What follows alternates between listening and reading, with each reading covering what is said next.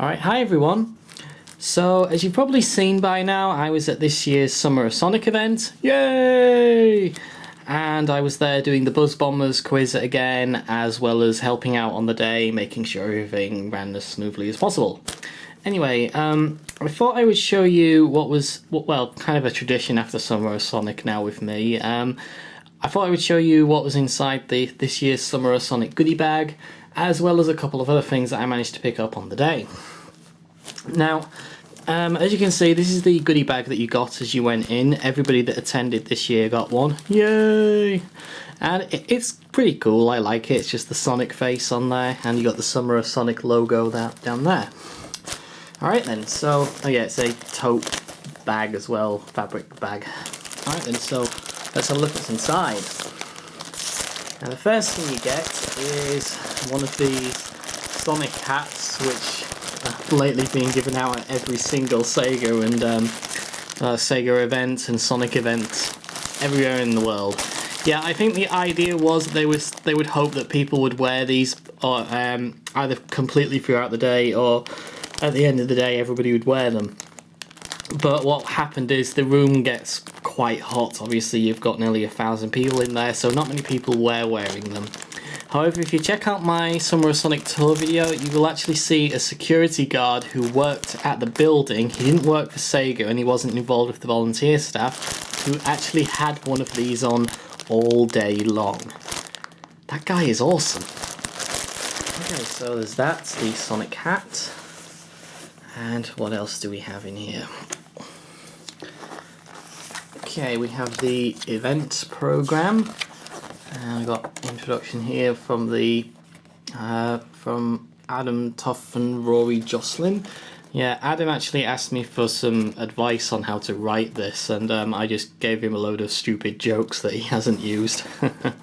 And we've got Nigel Dobbin and Nigel Kitchen are back again. Also, Takashi Iizuka's here! Hooray! Yep, Mr. Iizuka-san was here, and he was laying down the law, laying it on the line. He was the man, the one in charge. We also had special effects here, and at the time of recording this, I believe that they made just under £1,400 from Summer of Sonic, so that's quite awesome. Jun Senoi, or is it Senu? I'm not certain, but he's back again with his guitar and awesome as usual. And finally, we've wanted to get this guy for a while. Mr. Hoshino is here, who's the creator of Metal Sonic, who, in terms of design, is probably my favourite character in the series, so I was really excited to meet him. And on the back, we've got basically the events rundown of the day. Buzz Bombers, yay! My event, yay! No, but it was quite cool. I didn't get to see all of these things, but I saw quite a lot of them, because obviously I was busy on the day. But yeah, quite a lot to keep you entertained for the whole day. Alright, what else do we have? Oh, we've also got a 75% off Sonic and All-Stars Racing Transformed via Steam. So yeah, I wish I had a PC that could run this on the max settings, because this game is gorgeous on the max settings, but sadly I don't, so I might use this as a future's investment. Alright then, so I think that was everything that like normal, just everyday guests got, but obviously I've got in here my staff badge for the day. I'm on a lanyard, and that'll go on my, well, with my other staff badges that I have. And okay, these weren't included in the goodie bag, but I'm going to mention them anyway. This was a t-shirt that I bought. It's from Sonic Merchandise, and you can buy this on their website now. Yeah, I just thought it looked pretty cool. They had it in red as well, but I like the orange. I think the orange is better, and it kind of stands out a bit more, I think. Okay, so that's that. I will fold that up neatly later on, I think. Alright, oh, I should probably mention this next. Right, you've probably seen this over there in the corner. This was actually a present from my girlfriend, who handed me this on the day because, well, she wanted to give me something a little bit special, and that was this. Now, the story behind this is not very long ago, we both said we wanted to go to Alton Towers. I'd already been and she's never been before. And she basically entered this draw for some free tickets from a newspaper. And when the tickets arrived, they were a date that I couldn't do. It was just not possible for me at all to go. But I said to her, oh, I want you to go and I want you to have a really good time because obviously we don't know how long the Sonic Spinball ride's going to be there for and I don't want you to miss it. So she went to Alton Towers without me, and she got me this. And it's a really cool Sonic mug. And you can probably see it's sort of like, you know, sticky out here, which is really nice. And I love like the rings here and the design of it. And it says Sonic the Hedgehog in there. But also on the inside has the Sonic Spinball logo. So thank you very much for that. Yeah, I don't really know what else to say without sounding like a gooey, mushy, or soppy romantic. But yeah, I was really happy to get that. And it was a really nice surprise. So thank you. Mwah. That's me blowing a kiss. Right. Oh yeah, I should mention these too. Everybody who attended also got one of these. Now, Sonic the Comic stopped publishing probably around the time of Sonic Adventure. Sonic Adventure 2 came out, maybe? I think it was about then. There hasn't been another one since then, so for the best part of over 10 years, there has not been a physical copy of Sonic the Comic until now. This is an official Sonic the Comic. And you want more evidence it's official? Script by Nigel Kitchen, former writer. Art by Michael Corker, who I believe is one of the online fans. And also Nigel Dobbin, one of the old artists. This is it. This is an official Sonic the Comic. And I cannot believe this. I could not believe it when this got authorised. I was convinced that there would be some reason why it wouldn't be. But it's here. It's a genuine official Sonic the Comic.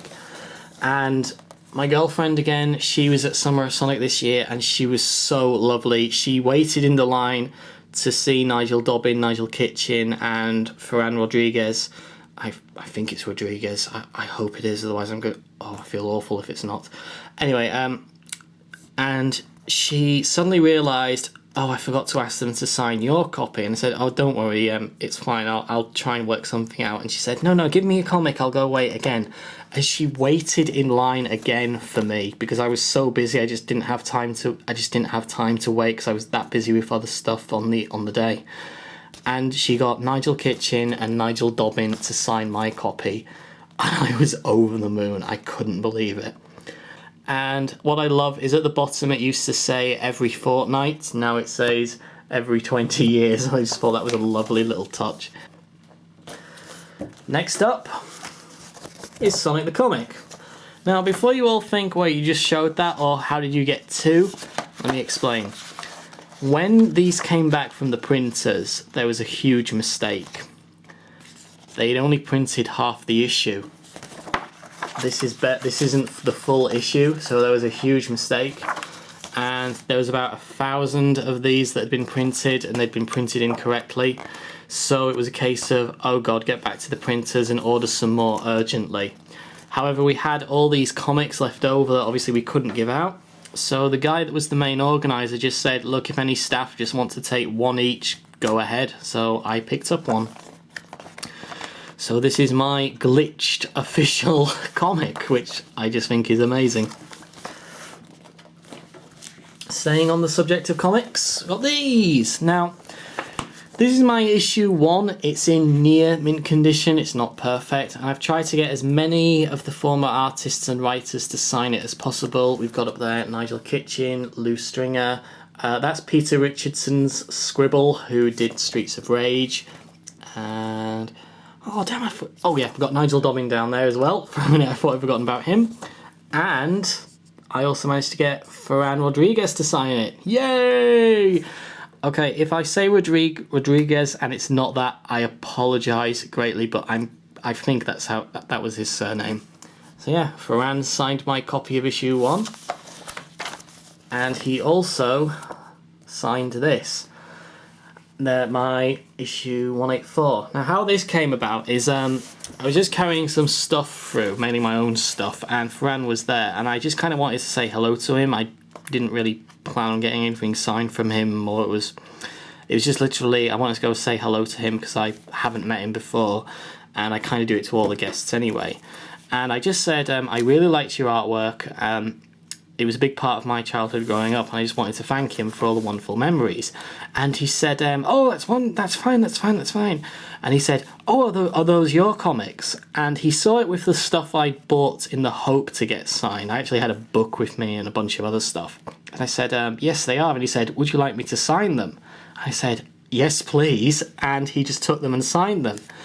And then as I was walking away, he said, would you like a sketch? And he did this. He actually drew me a sketch without even asking. And on the subject of drawings, someone handed me this. They drew me some fan art. Basically, you know how sometimes Merch Kitty jumps up on here and she'll sit in the box of whatever I'm opening? Someone basically drew, what if Big was Merch Kitty? And I just thought this was fantastic. I believe it was a fellow named Dr. Spudhead who drew this. And I couldn't believe it. Yeah, it even says, hi everyone, because that's how I usually start my videos. And it's basically what it would be like if Big was Merch Kitty, or if Merch Kitty was Big. And I just thought it was really funny that someone has actually drawn Merch Kitty fan art. If anybody else does fan art, please hand it to me at the next convention and I'll gladly pass it on to Merch Kitty. So yeah, that was pretty cool. Oh yeah, Tim Spencer from Sumo Digital was there, and I managed to catch him when he wasn't busy. He was just walking around, and he signed my copy of the game. And the moment he did it, he said, "That's going to run, isn't it?" You can see his signature just there. And I probably said, "Yeah, it is." So he signed the other side as well. Really, really nice person, Tim Spencer. Really good to talk to. All right, now to move on to the awesomeness. This is my copy of Sonic CD. I've had this since it came out. I've had it since I was a kid, and I've played it for hours and hours. It's got the manual in there, the game's in there. In fact, it still has the sticker on there from the shop I got it at. That shop isn't there anymore, by the way. It's now an adult shop. Yes, it's now a naughty shop. Anyway, what was I saying? Yes, Metal Sonic is probably my favourite character in the series. I really like his design. I loved fighting him in this game, even though it's technically a race. And I just really like it. I loved him in the comic books, and I loved him in the movies. I basically loved the design of this character. So when Mr. Hoshino announced he was going to be there, I really wanted to get something signed. So I took this on the vain hope that I would bump into him, or that, you know, I might get a bit lucky. And boy, did I get lucky. Yeah, that's actually signed on the cover, not on the glass. Well, the case. Mr. Hoshino signed and dated my copy of Sonic CD, so I now have Hoshino CD.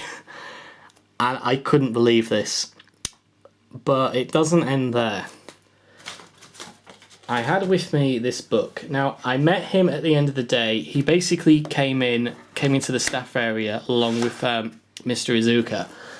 And they came to say hello to us all, thanked us all for our hard work, and said, we have a little bit of time. If you would like to come say hello to us or have an autograph, that's fine. We do have a little bit of time before we have to head back. So I took over this. And like I've already mentioned, I had my History of Sonic book with me because I said, I didn't know what the situation was going to be there. So I just took this on the off chance I could get Jun, Mr. Izuka and Hoshino together. But Jun, I didn't manage to catch him, unfortunately. So, yeah. I managed to get Hoshino to sign that. And I happened to have this book. And what I did is I rested the I don't even know why I did this. I was just holding my book and I rested that on there. Mainly because when I got my autograph from Tim Spencer, we found it hell to sort, because obviously this is just a piece of paper. and the cover's just a piece of paper. It was hell trying to find a surface, so what I did is I got my book and I used it as like a support so he could write on it. So he's writing his name on this, on that, which is resting on this. And I say, thank you very much, I love Metal Sonic, he's one of my favourite characters. Basically, I just told him what I told you guys. And Hoshino sort of smiles and laughs. He's got a slightly good grasp of English, not perfect, but I think he understood what I was saying, and he smiled and he laughed, and he signed that, and he gave it back to me. And just as I'm about to walk away, he says, "Would you like the book too?" And my ears just prick up at that point. I'm like, oh my god. So he takes the book and he signs it. And I'm not going to show you it just yet, because I'd like to show you this first. This is my copy of Sonic Generations, the collector's edition for the PlayStation 3. It's one of my favourite collector's editions. It's very hard to get hold of now, and it was only released in Europe. And I decided to take the lid with me on the off chance I might get to meet Mr. Iizuka, but I knew it wasn't guaranteed. So when Mr. Iizuka came in, again, I handed him this, well, just the lid, and I said, "Mr. Iizuka-san, it would do me great honour if you would sign this for me." And he did. He signed my Sonic Generations lid, so I have a Sonic Generations Collector's Edition signed by Mr. Iizuka, head of Sonic Team. And I was so happy. Just as I'm about to walk away from him, Hoshino's stood next to him and he's looking over. And Mr. Hoshino says he has a book too. And I nearly fainted. I was so excited for what was happening. I couldn't even believe it. Mr. Iizuka hands me back the lid of this and takes the book out my hand, opens it up, and both he and Hoshino sign my book. I was stunned. I could not believe Mr. Hoshino had done that. He was such a nice man. I can't even express just how nice he was. Mr. Iizuka as well was a really, really nice person. He was very receptive. He came in and thanked us all for our hard work. He doesn't have a really good grasp of English, but it's pretty damn good. And the fact that Mr. Hoshino had said this was just incredible. And the fact he said it in English as well, so I could understand, was amazing. And the fact Mr. Iizuka understood as well. And again, this book was a present from my girlfriend. And it's number 300 out of 1,000. And it was just like, oh my goodness. So yeah, that was my awesome amount of merchandise that I got from the day. Yeah, it was mainly... I didn't mean to go on for as long as I have. Oh, I should mention as well, a girl came up to me at Summer of Sonic. I think her name was Vicky, and she said that she was actually one of my subscribers and really enjoyed my videos. I don't think I thanked you properly because I was kind of in a rush. I was in a rush a lot that day.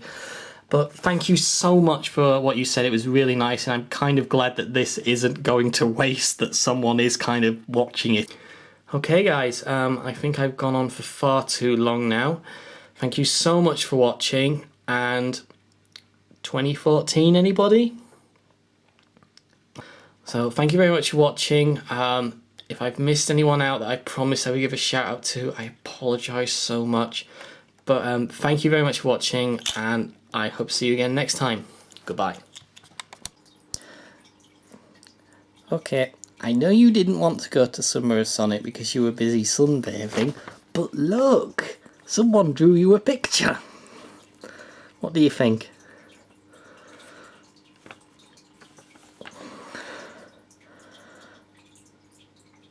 Or do you just want to go to sleep?